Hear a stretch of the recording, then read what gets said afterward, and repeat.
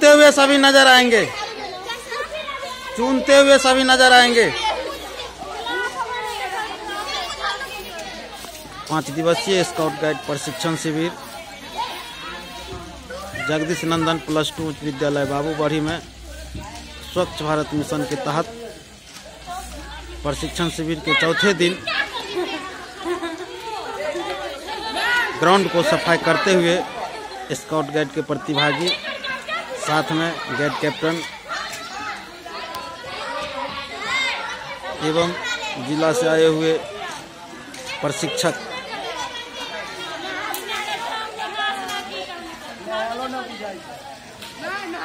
और खुद जिला से आए हुए प्रशिक्षक